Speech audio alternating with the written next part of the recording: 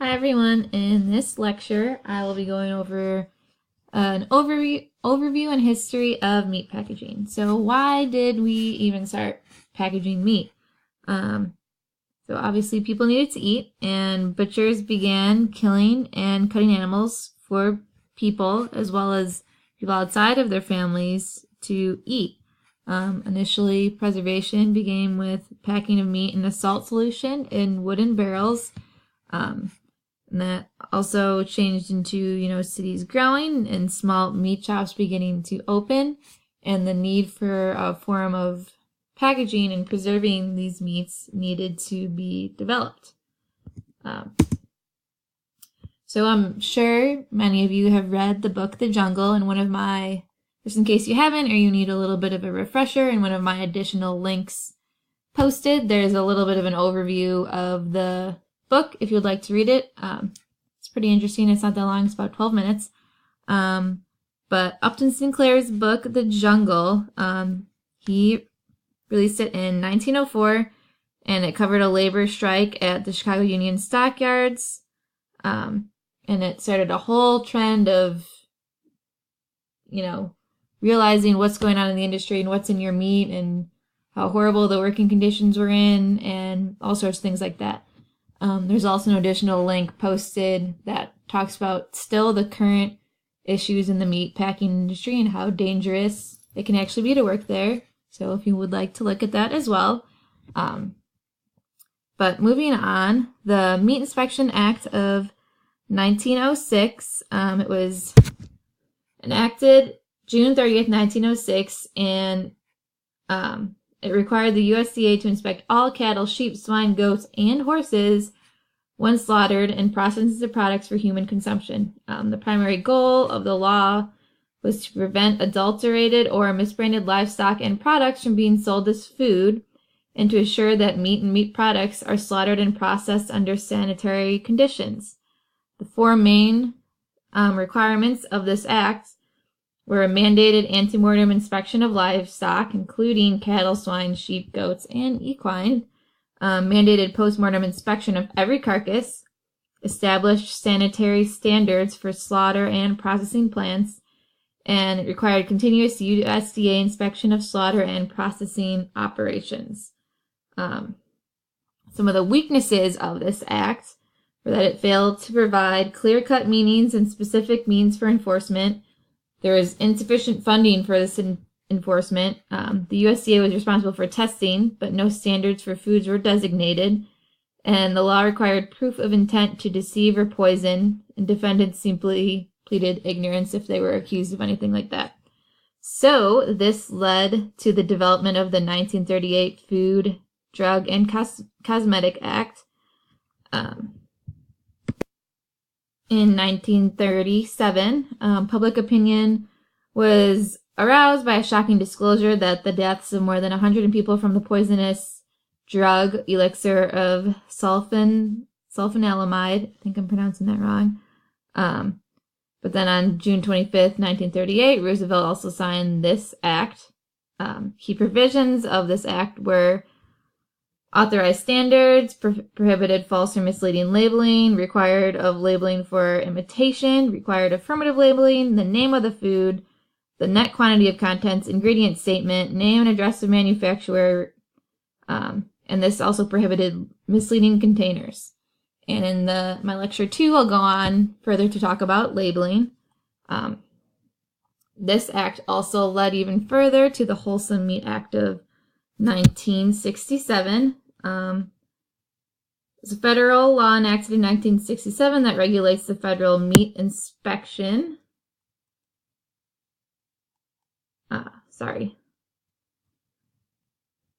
The Wholesome Meat Act, also referred to as Equal to Law, requires that states have inspection programs equal to that of the federal government, which are administered by the Food Safety and Inspection Service of the United States Department of Agriculture.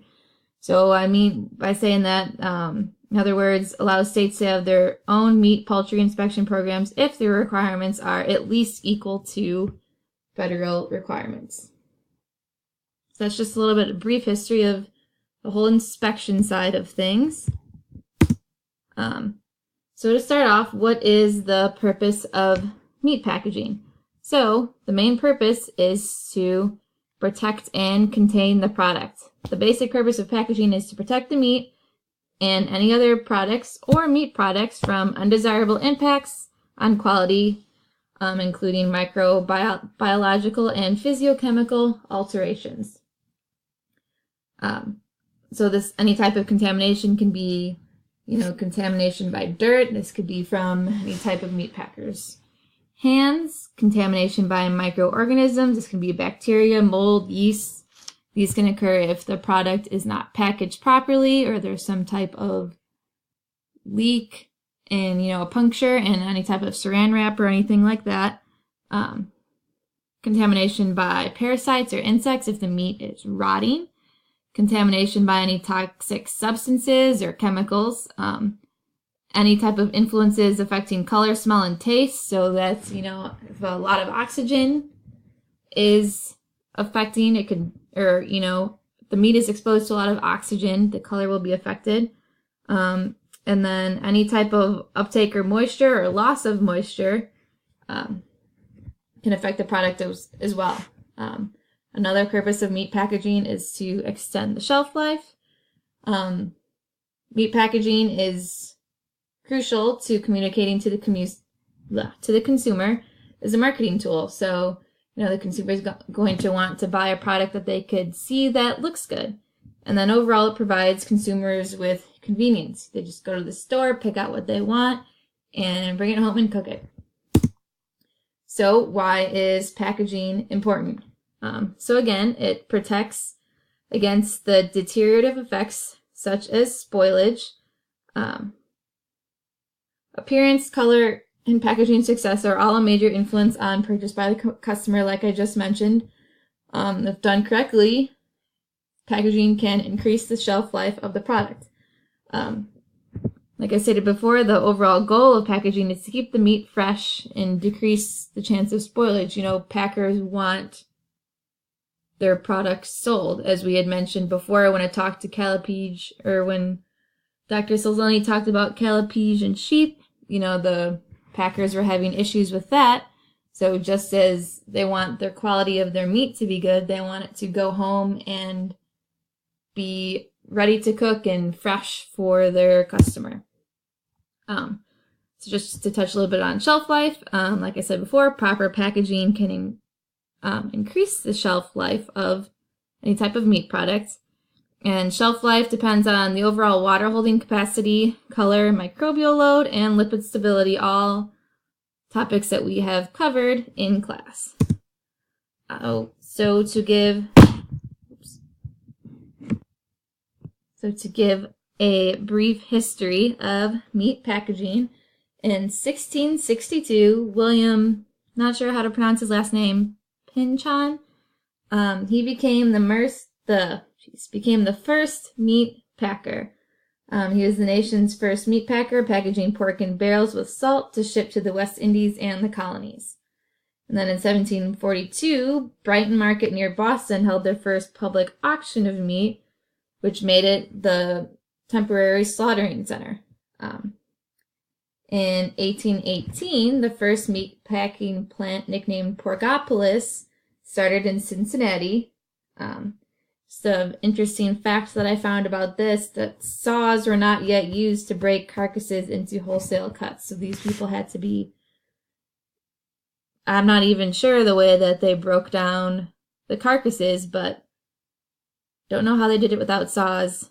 Probably some type of really sharp knife, I would assume. I just found a tidbit of information, pretty interesting.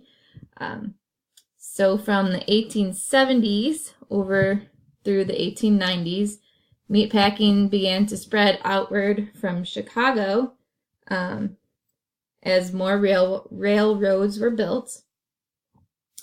And then in 1918, the first meat delivery truck was made, that I can find at least. In 1924, the first refrigerated meat delivery truck. So I'm assuming the way that they transported meat before had to be on ice. The 1960s, there was a shift from railway transport to large truck transport. And then from the 1990s to now, with all the new technology and, the development of refrigerated semi-trucks and things like that, and all the different types of packaging that I will go on in the next lecture, everything has completely changed. And there's a need, now that our generation, not even our generation, but consumers these days are more on the go types of people, the need of convenience is a major factor driving consumers and packers. Lots of times go to the grocery store and they'll have pre-breaded pork chops or Parmesan crusted chicken. All that makes everything a lot easier for the consumer to buy. And then just a little side bit of information here on the Green Bay Packers. I'm not sure if many of you are football fans. That's me being probably not supposed to, but I was touching Lambeau Field at a Packers game. Then why I threw in the Packers, the name Green Bay Packers came from the meat packing industry that Curly Lambeau worked for. He actually asked his employer over at the Indian Packing Company to put up money for the jerseys, and this whole meeting to talk about starting a football team started in the Green Bay Press Gazette building. So that, with the combination of Curly Lambeau asking his employer at the packing industry to put up money, that's the name of the Green Bay Packers were built, and me getting to enjoy celebrating and supporting one of my favorite teams. So moving on, in the next lecture, I will give a short recap, and then I will talk about the different types of ways to package meat, some of the pros and cons, and then some of the requirements of what needs to be on meat package labeling. Once again, if you have any types of questions, don't hesitate to ask me. And a lot of my additional links for both this lecture and next lecture included YouTube videos for both, as well as some published journal articles.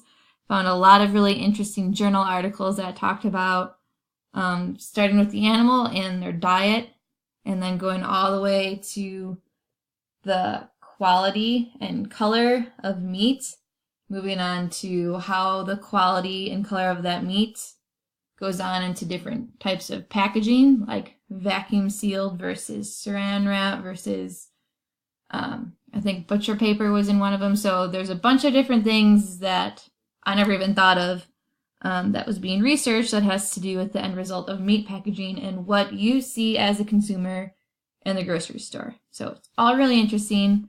I've read up on a bunch of them. So if you have any questions about anything or want me to recommend a specific one, if you have any interest in anything, don't hesitate to email me. And I look forward to everyone else's lectures.